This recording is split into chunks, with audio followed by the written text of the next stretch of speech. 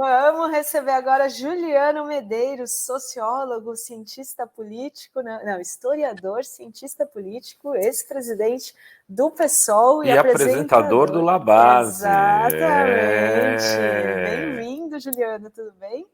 Tudo bom, Dri? Tudo bom, Rovai? E eu posso dizer que tem um quadro fixo no TV Fórum, né? É o Labase Brasil, que vai ao ar depois de amanhã. Essa semana a gente vai falar de eleições municipais, vai falar das tensões do Oriente Médio, vai ser bacana. Acompanhem lá. E o da quinta passada está disponível, é sobre política e Olimpíadas. Foi muito legal também, vale a pena assistir. Quem não assistiu ainda, tá aqui na TV Fórum. Depois o Gui coloca o link aqui no chat ao vivo do YouTube. Ô, Juliano, a gente estava falando aqui da eleição de São Paulo, que o Rovai falou, né? A batalha das batalhas, né? Que é derrotar o bolsonarismo em São Paulo.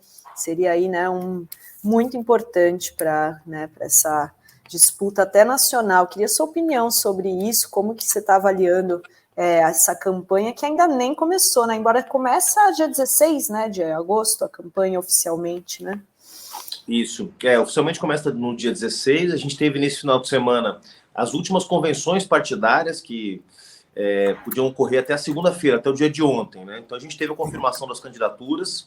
E em São Paulo se confirmou um quadro que muitos achavam que não ia acontecer, que é um quadro de pulverização da direita. Vamos lembrar que até 3 meses atrás a gente tinha uma eleição muito polarizada entre o Guilherme Boulos, candidato das esquerdas, e o Ricardo Nunes, atual prefeito, com a Tabata correndo por fora, tentando pescar aqueles votos que não querem participar, digamos, dessa polarização, que estavam rejeitando a polarização, o voto da terceira via aqui em São Paulo. Com a entrada do Pablo Marçal no PRTB, um partido pequeno, e do José Luiz da Atena, né, que está num partido bem maior, o PSDB, e que é muito conhecido, né, pelo programa que apresenta na televisão, a gente tem aí uma grande alteração do quadro eleitoral que a gente tinha 2 ou 3 meses atrás.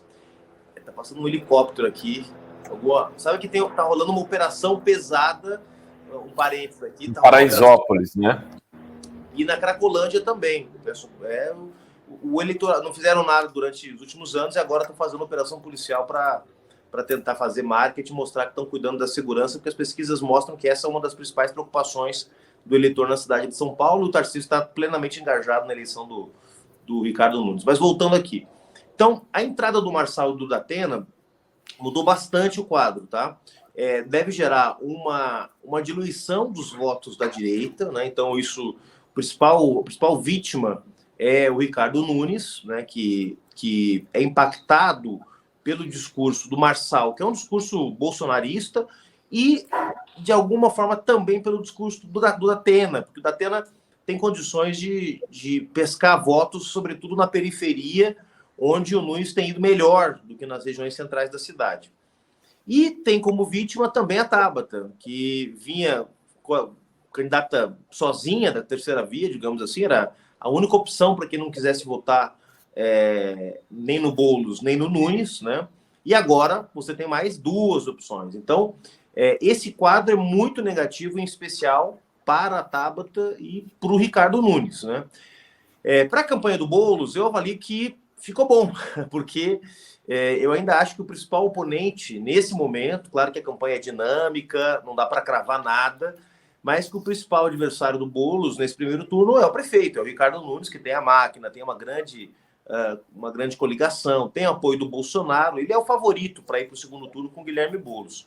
Embora eu avalio também que o Boulos conseguiu terminar essa etapa de pré-campanha muito bem, porque em condições totalmente desiguais, né, o Ricardo Nunes inaugurando obra todos os dias, aparecia no SPTV dia sim, dia não. O Boulos apareceu 3 vezes na Globo ao longo do semestre inteiro, pessoal.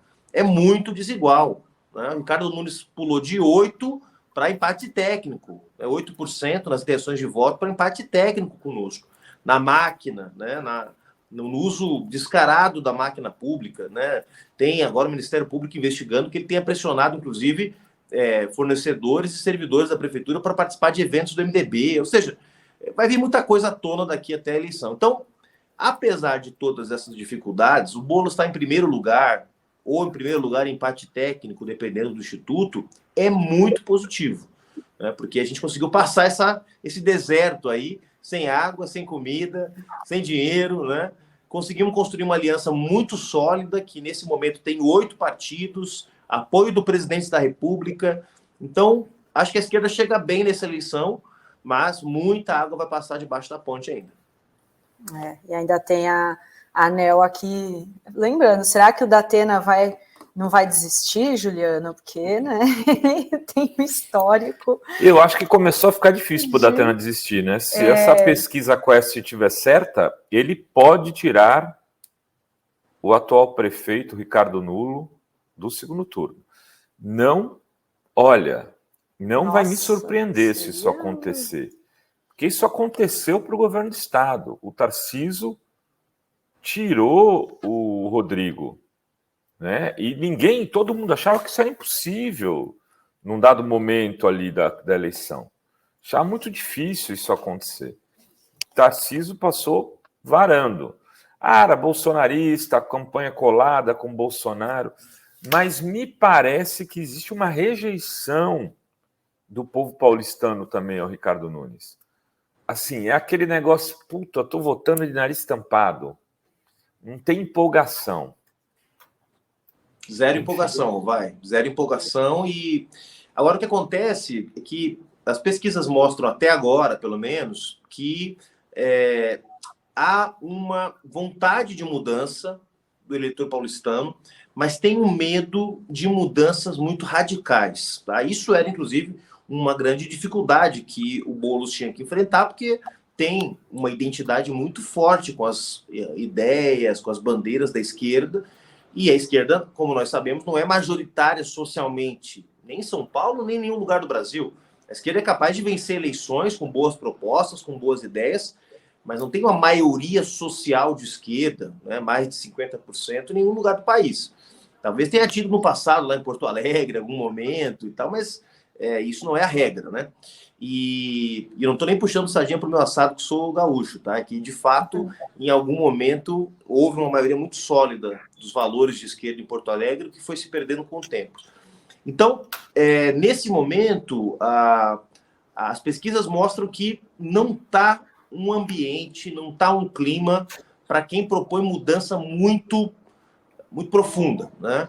E isso é muito ruim para o Marçal, que vai fazer uma campanha muito baseada na gritaria, muito histriônica, muito campanha de bagunça, de baderneiro mesmo. E também não é tão bom para o Datena, porque o Datena tem essa característica que é atribuída a ele. Quem conhece ele sabe que ele não é assim no privado, mas é atribuída a ele pelo personagem que ele construiu na televisão, de ser uma figura, né, de polêmica, grita, pega e tal, que é característica desses programas policiais na televisão. Então, nesse momento, a tendência, como eu disse, seria o Nunes ainda ficar na frente dos dois, o Ricardo, o Datena e o Marçal estão empatados em rejeição, eles têm mais rejeição que o Boulos. O Boulos sempre tem rejeições altas porque ele é o candidato da esquerda e tem uma rejeição muito sólida à esquerda que parte de 1/3. 1/3 das pessoas não gostam da esquerda porque é conservadora, porque é reacionária. Então a gente sempre tem uma rejeição na casa dos 35, 40, o que é normal, o presidente Lula também tem. E ganha eleições com rejeição de 40%, 45%. Né? Então, não é isso que evita uma vitória, tá? Só para não deixar os nossos espectadores aqui na TV Fórum preocupados com isso. O Boulos sempre tem uma rejeição alta porque é uma figura muito de esquerda e com posições muito claras. Né? Isso gera uma rejeição alta na casa de 40%. O Datena e o Marçal, na pesquisa que foi divulgada pela FESP, que eu acho uma pesquisa bem confiável, feita por professores muito sérios, e não é uma pesquisa comercial propriamente, né, que foi divulgada por veículo A, B ou C, que tem interesses comerciais. A pesquisa da FESP mostra uma rejeição de 44% para o Datena e 44% para o Marçal. Reforçando um pouco isso que eu estou dizendo, né, de que figuras muito, como diria o Ciro Gomes lá atrás, com muita testosterona, os caras que são metidos a machões, entendeu? Que essa não é bem o perfil dessa eleição. Essa é uma eleição marcada mais por quem quer uma São Paulo com bons serviços públicos, uma São Paulo que cuide das pessoas, uma São Paulo capaz das pessoas se sentirem seguras. Então, o sentido dessa eleição até agora tem sido uma eleição que não é nem um plebiscito do governo Nunes, nem uma eleição de outsiders, mas uma eleição onde as pessoas querem ver a vida melhorar, uma eleição de pragmatismo. E aí, pragmatismo não combina com um candidato que fica batendo bumbo, com um candidato que fica fazendo palhaçada, com um candidato que é um pouco o perfil do Marçal, né? E menos do Datena. O Datena é bem mais sério do que o Marçal, mas são perfis que geram uma certa insegurança no eleitor médio, né? E você viu o Marçal na convenção, ele dizendo que os candidatos à Prefeitura de São Paulo são cheiradores, que ele vai provar no debate. É um nível, assim, muito baixo. Não, e aí o pior, que hoje eu leio aqui, né, que o Nunes fez um exame toxicológico para dizer que não é ele, levando a sério, caindo na provocação, sei lá, do que o Marçal disse. É muito... Só baixa o nível da campanha, né, Juliano?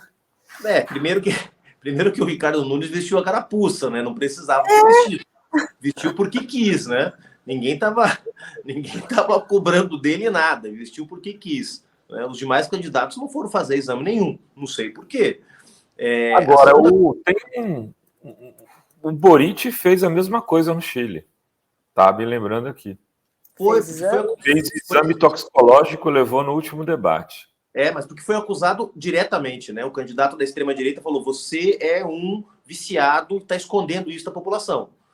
E ele mostrou que não era. É uma situação diferente, né? Aqui o clown da eleição, né? Que é o Marçal, né? Toda eleição tem uma figura assim, ó. O Marçal mistura de Enéas com Levi Fidelix, né? Coach, coisa surreal. Então, ele virou o palhaço da eleição e o Nunes caiu nisso, né? Então, uma coisa meio...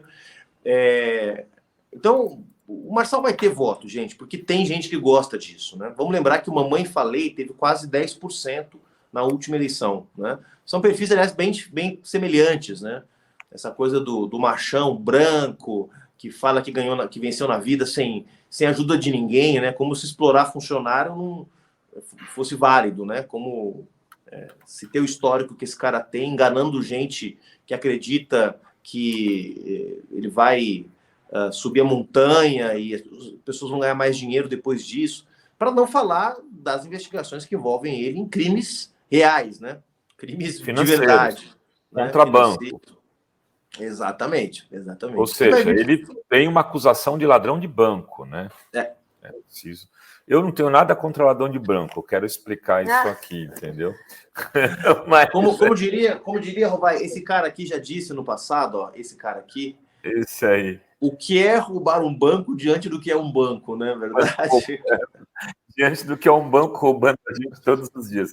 Mas ele, que é mercadista, defensor dos interesses privados, etc., tem uma gravíssima acusação. Gravíssima acusação, tem que se explicar. A Tabata já foi no meio, na jugular dele, né? Quando ele acusou ela de ter matado o pai dela. Mais ou menos isso.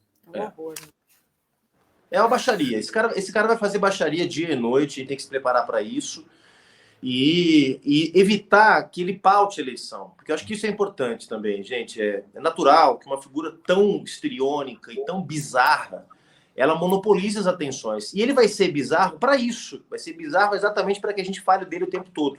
Tá? E acho que a gente tem que ser cuidadoso com isso. Né? Tem que tratar ele com o tamanho que ele tem. Se a gente dedicar os editoriais, as nossas redes sociais a falar do cara, o cara vai virar sério. Porque ele vai mostrar que a gente está levando ele a sério. Então, nosso adversário é o Ricardo Nunes, é ele que tem a máquina, é ele que tem 300 candidatos a vereador fazendo campanha para ele, é ele que tem associações com máfias que estão no transporte público, com máfias que estão nas creches, com máfias que estão em tudo quanto é setor do serviço público. Então, esse cara vem com tudo. Ele achava que ia terminar esse período da pré-campanha 10 pontos na nossa frente, não conseguiu. Então, é com ele que a gente está brigando. Né? Se o Marçal crescer, Se o Datena crescer, aí a gente dá a eles o tamanho que eles têm. Mas hoje eles são coadjuvantes dessa eleição e é bom que a gente os trate assim. Tem duas perguntas aqui para o Juliano. O Daniel pergunta por que o Edmilson Rodrigues tem uma rejeição tão forte e pergunta também por que Nunes tem aceitação na periferia e Boulos não. Boa, adoro quando vem pergunta da audiência. Mandem mais perguntas aí, pessoal. Porque aqui, Quadrico Rovai, está quase em casa aqui, né? No boteco, né? Estamos entre amigos aqui. Vamos lá. Primeiro, o Edmilson, de fato, tem uma rejeição alta nas últimas pesquisas. Essa rejeição tem diminuído bastante, né? A gente passou no governo de Belém, a maior parte do nosso governo foi com Bolsonaro na presidência, então com muitas dificuldades, sem conseguir estabelecer qualquer parceria com o governo federal. Na pandemia, Belém demorou muito para se recuperar. É uma cidade que é grande, mas que é pobre, então não teve os recursos para poder se recuperar rápido da pandemia, sofreu muito, essa recuperação foi lenta, e as entregas, né, e as conquistas do governo do Edmilson, elas começaram a se consolidar no último ano e meio. Não porque ele queira, ao contrário do Nunes, que deixou o povo de São Paulo abandonado para fazer obra eleitoreira 6 meses antes de começar a campanha, achando que o povo tem memória curta. O Edmilson queria ter entrega muito antes, mas teve que montar uma verdadeira estratégia de guerra para enfrentar a pandemia e demorou para recuperar as condições financeiras, principalmente, para ter investimento na cidade, né? Hoje, Belém se livrou da máfia do lixo, que era um problema crônico da cidade. O Edmilson enfrentou esse problema, refez os contratos de limpeza urbana na cidade, que está gerando um impacto muito positivo, inclusive eleitoralmente. Estão chegando os ônibus novos que foram prometidos, aí os 300 ônibus com Wi-Fi, ar-condicionado, que para Belém é muita coisa, né? 300 ônibus, uma frota de São Paulo que tem 12 mil, é pouco, mas para Belém é bastante coisa, né? Então, as entregas começaram a chegar, mas demoraram um pouco por conta das dificuldades financeiras que Belém teve depois da pandemia.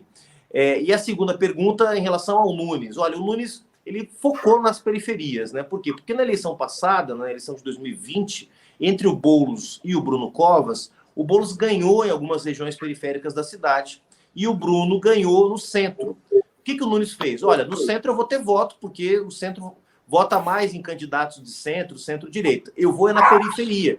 E o Nunes foi para a periferia e fez obra para caramba, né, em algumas regiões, obras eleitoreiras, campinho de futebol, pracinha, asfaltamento, nada do que as pessoas realmente precisassem. O que elas precisavam era hospital, era posto de saúde, mas ele fez essas obras eleitoreiras e isso gerou uma sensação de melhora nas periferias, tá? O resultado é que agora o Nunes e a direita, que ganhavam no centro, estão perdendo no centro para a gente e estão melhores agora nas periferias. Mas esse jogo já está ficando mais equilibrado. Essa mesma pesquisa que eu mencionei, a pesquisa da FESP, já mostra que começa a haver um reequilíbrio desse jogo nas regiões periféricas, com o Boulos já empatando em vários bairros onde o Nunes antes liderava com folga. A minha expectativa é que com a entrada do presidente Lula na campanha, com a entrada da Marta Suplicy, que tem um recall extraordinário nas periferias, a campanha do Boulos vai decolar também na periferia, quem sabe até abrindo uma margenzinha de vantagem aí, mais perto do final do primeiro turno. Muito bem, Juliano Medeiros, apresentador do La Base Brasil, programa que vai ao ar todas as quintas-feiras aqui na grade da TV Fórum, às 8h30 da noite, né? 8h15. 8h15 da noite. Muito bem, obrigado. Volte sempre. As portas estão abertas para o senhor. E seu cenário minimalista. Gostei do seu cenário. É bonito, né? É um Atos Vulcão aqui. A gente está pondo um Atos Vulcão aqui também. Atos Vulcão. Olha só, quando vocês vierem para São Paulo, me avisem. Vocês estão me devendo aqui um jantarzinho aqui em casa para a gente conspirar em defesa da democracia contra a extrema-direita e por uma comunicação livre e independente. Estamos precisando conversar mesmo. Vou te procurar. Um beijo, Juliana. Obrigada. Tudo de bom. Tchau.